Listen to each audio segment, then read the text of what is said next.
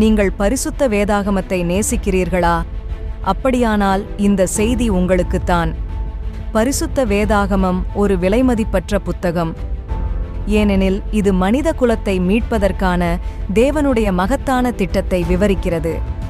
அந்த மேன்மையான உட்கருப்பொருளைப் போலவே முழுமையான வேதாகமம் எப்படி உருவானது என்ற உண்மை வேறு எந்த புத்தக தொகுப்பையும் விட வித்தியாசமானது.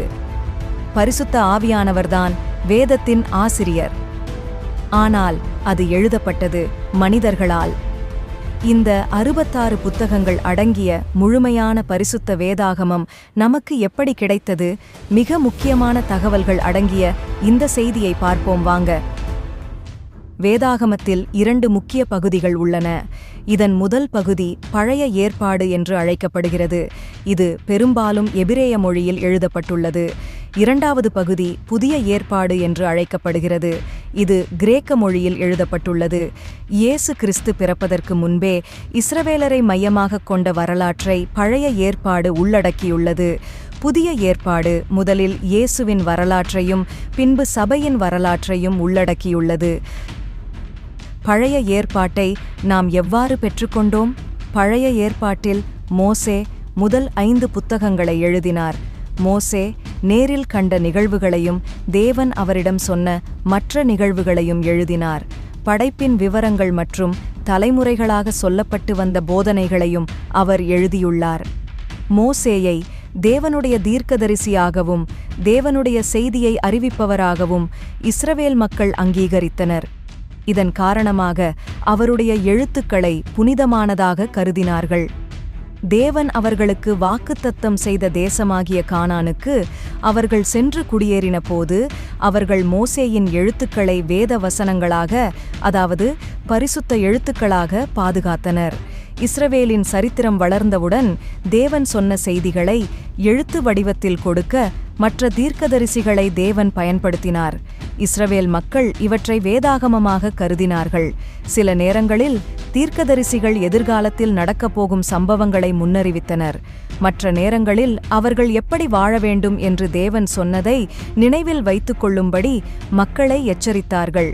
நீதியுள்ளவர்களாகவும் குறிப்பாக துன்பமான காலங்களில் தேவனை நம்பி வாழ வேண்டுமென அவர்களுக்கு தீர்க்கதரிசிகள் சொன்னார்கள். பழைய ஏற்பாட்டு புத்தகங்களை எழுத தேவன் தீர்க்கதரிசிகளை தேர்ந்தெடுத்தார். அவர்கள் அனைவரும் உண்மையான தீர்க்கதரிசிகளாக அங்கீகரிக்கப்பட்டனர். யூத மரபின்படி பழைய ஏற்பாட்டின் கடைசி புத்தகங்கள் எழுதப்பட்ட போது ஆசாரியரும் வேதபாரகருமான எஸ்ரா பக்தியுள்ள 120 இஸ்ரவேல் தலைவர்களைக் கொண்ட ஒரு குழுவை கூட்டினார்.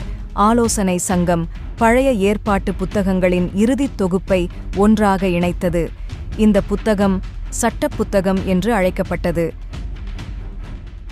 இக்காலத்தில் அச்சிடுவதற்கு ஒரு பட்டனை அழுத்தினாலே போதும், உடனே அச்சிடப்படும். இப்படிப்பட்ட வசதிகளை பெற்றிருக்கிறோம்.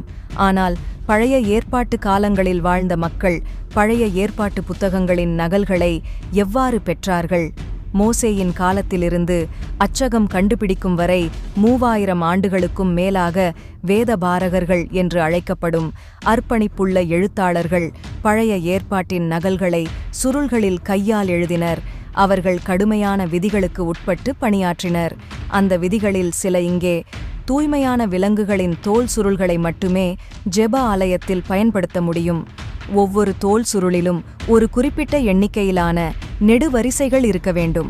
நெடுவரிசையின் நீளம் 48ஆகவும் 60 வரிகளுக்குள்ளும் வரவேண்டும். நெடுவரிசையின் அகலத்தில் 30 எழுத்துக்கள் இருக்க வேண்டும். தங்கள் நினைவிலிருந்து ஒரு வார்த்தை கூட எழுத அனுமதி கிடையாது. மெய்யெழுத்து ஒவ்வொன்றிற்கும் இடையே ஒரு முடி அளவு அல்லது நூலின் அளவு இடைவெளியை விட வேண்டும். வேதபாரகர் இந்த பணியைச் செய்யும்போது குளித்துவிட்டு யூத சம்பிரதாய உடையை அணிய வேண்டும். பழைய ஏற்பாட்டை பார்த்து எழுதும்போது ஒவ்வொரு எழுத்தாக எழுத்தாளர்கள் எழுதினார். அவர்கள் எழுதி முடித்ததும் ஒரு வார்த்தையையோ ஒரு எழுத்தையோ விட்டுவிடவில்லை என்பதை உறுதிப்படுத்த சொற்களையும் எழுத்துக்களையும் எண்ணினர். நகலின் நடுவில் உள்ள சொற்கள் மற்றும் எழுத்துக்கள் அசல் ஆவணத்தின் எழுத்துக்களுக்கு ஒத்ததாக இருக்கிறதா என்பதை உறுதிப்படுத்த அவர்கள் வார்த்தையையும் சொற்களையும் எண்ணுவார்கள். இவ்வாறாக செயல்பட்டதால் வேதாகமத்தின் உண்மைத்தன்மை மாறாமல் இருந்தது. 1947ஆம் ஆண்டு ஒரு ஆடு மேய்க்கும் சிறுவன் ஏசாயா தீர்க்கதரிசன புத்தகத்தின் பழங்கால சுருளை சவக்கடலுக்கு அருகிலுள்ள கும்ரான் குகைக்குள்ளிருந்த களிமண் குடுவையில் கண்டுபிடித்தான். வெகு காலத்திற்கு முன்பே வேதாகமத்தின் அநேக சுருள்கள் ஆவணங்கள் குகைக்குள் கண்டுபிடிக்கப்பட்டன. எஸ்தரின் புத்தகத்தை தவிர பழைய ஏற்பாட்டில் உள்ள மற்ற எல்லா புத்தகங்களும் கையால் எழுதப்பட்டது. வேத பண்டிதர்கள் அந்த நகல்களை பழைய ஏற்பாட்டின் இன்றைய எபிரேய உரையுடன் ஒப்பிடும்போது அவர்கள் ஒரு சில சிறிய வேறுபாடுகளை மட்டுமே கண்டனர். இந்த ஆய்வின் உண்மைகள் பழைய ஏற்பாட்டு நகல்களையும் அவற்றை எழுதிய எழுத்தாளர்களின் நம்பகத்தன்மையை உறுதி செய்கிறது. புதிய ஏற்பாட்டை நாம் எவ்வாறு பெற்றோம்? புதிய ஏற்பாட்டின் எழுத்தாளர்கள் அதிகாரப்பூர்வமான ஆன்மீக தலைவர்கள் என்று 1ஆம் நூற்றாண்டின் திருச்சபை அங்கீகரித்தது. அவர்களில் பெரும்பாலானோர் இயேசுவிடமிருந்து நேரடியாக கற்றுக்கொண்டனர். தம்முடைய ஆவியானவர் சகல சத்தியத்திற்குள்ளும் உங்களை நடத்துவார் என்று இயேசு அவர்களுக்கு வாக்குறுதி அளித்தார். இந்த மனிதர்கள் இயேசுவின் வாழ்க்கையைப் பற்றியும் பண்டைய உலகம் முழுவதும் நிறுவப்பட்ட சபைகளுக்கு கடிதங்களையும் எழுதினர். அச்சு இயந்திரங்கள் கண்டுபிடிக்கும் வரைக்கும் பழைய ஏற்பாட்டைப் போல புதிய ஏற்பாட்டின் புத்தகங்களும் கையால் எழுதப்பட்டன. அசல் கையெழுத்துப் பிரதிகள் மற்றும் ஆரம்ப பிரதிகள் தாவரங்களிலிருந்து தயாரிக்கப்பட்ட ஒரு வகை காகிதமான பாப்ரஸில் எழுதப்பட்டன. பின்னர் அந்த பிரதிகள் மென்மையான மற்றும் உலர்ந்த கன்றுக்குட்டியின் தோலில் எழுதப்பட்டன. ஆதி திருச்சபை அப்போஸ்தலரின் எழுத்துக்களை தேவனுடைய வார்த்தையாக ஏற்றுக்கொண்டது. மரியாதைக்குரிய சபை தலைவர் டெர்டுல்லியன் என்பவர் புதிய ஏற்பாடு என்ற வார்த்தையை முதலில் பயன்படுத்தினார். இஸ்ரவேல் மக்கள் வேத வசனங்களை தேவனுடைய வார்த்தைகளாக ஏற்றுக்கொண்டதைப் போலவே புதிய ஏற்பாட்டின் புத்தகங்களும் தேவனுடைய வார்த்தை என்று உணர்ந்தார்கள். அடுத்த நூற்றாண்டில் மற்றொரு சபைத் தலைவரான அத்னேசியஸ் இன்று நாம் காணும் புத்தகங்களுடன் பொருந்தக்கூடிய வேத புத்தகங்களின் முதல் அட்டவணை பட்டியலை தயாரித்தார். 4ஆம் நூற்றாண்டின் இறுதியில் சபையின் சங்கம் ஒன்று கூடி வேதாகமம் முழுமையானது என்பதை உறுதிப்படுத்தியது. அவைதான் நம்முடைய வேதத்தில் காணப்படும் 66 புஸ்தகங்களாகும். ஆலோசனை சங்கம் கொடுத்த உறுதிமொழியினால் வேதம் தேவனுடைய வார்த்தையாக மாற்றவில்லை, மாறாக மனிதனுக்கு தேவன் கொடுத்த முழுமையான வார்த்தை என்று சொல்லியே அவர்கள் அங்கீகரித்தார்கள். வேதத்தின் நம்பகத்தன்மையை சுட்டிக்காட்டும் முக்கியமான ஆதாரம் ஆண்டவராகிய இயேசு கிறிஸ்துவை பற்றிய தீர்க்க தரிசனங்கள். அவை அனைத்தும் அப்படியே நிகழ்ந்தன.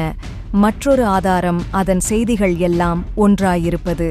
பொதுவாகவே எழுத்தாளர்கள் தற்செயலாக தமது சொந்த கருப்பொருளிலிருந்து விலகிச் செல்வர். அப்படியிருக்கும்போது 40 எழுத்தாளர்கள் ஒரு மையச் செய்தியை கொண்ட ஒரு புத்தகத்தை எழுத முடியுமா? இந்த எழுத்தாளர்கள் பல பின்னணியிலிருந்து வந்தவர்கள். 1500 ஆண்டுகளுக்கும் மேலான காலகட்டத்தில் வாழ்ந்தவர்கள். 3 வெவ்வேறு கண்டங்களில் வசித்தவர்கள். ஆனால் ஒரே மையக்கருத்தை கொண்டுள்ள இது சவாலான ஒன்றாகும். ஆதியாகமம் முதல் வெளிப்படுத்துதல் வரை செய்தி தெளிவாகவும் ஒழுங்காகவும் மீட்பின் வல்லமை நிறைந்ததாகவும் இருக்கிறது. தேவன் மனிதகுலத்தை நேசிக்கிறார் என்பதையும் நம்முடைய பாவங்களிலிருந்து நம்மை விடுவிப்பதன் மூலமாக அவருடன் ஒரு அமைதியான மற்றும் தனிப்பட்ட உறவுக்குள் கொண்டு வருவதற்காக நம்மை மீட்பதற்கான வழியை ஏற்படுத்தியிருக்கிறார் என்பதை வேதம் கூறுகிறது. வேதத்தை சந்தேகிக்கும் கட்டுக்கதைகள் பல உள்ளன. வேதத்தில் பிழை கண்டுபிடிக்க ஆராய்ச்சி செய்தவர்கள் கடைசியில் வேதாகமம் உண்மையானது என்றும் முற்றிலும் நம்பகமானது என்றும் உணர்ந்தனர். ஏசாயா 40:8 கூறுகிறது, புல் உலர்ந்து பூ உதிரும், நம்முடைய தேவனுடைய வசனமோ என்றென்றைக்கும் நிற்கும். மாறிவரும் இந்த உலகில் நாம் நம்பக்கூடிய ஒன்றே ஒன்று, தேவனுடைய புத்தகமாகிய பரிசுத்த வேதாகமம் மட்டுமே. தொடர்ந்து நேசிப்போம், வாசிப்போம், தியானிப்போம், அதன்படி வாழ்வோம். ஆமென்.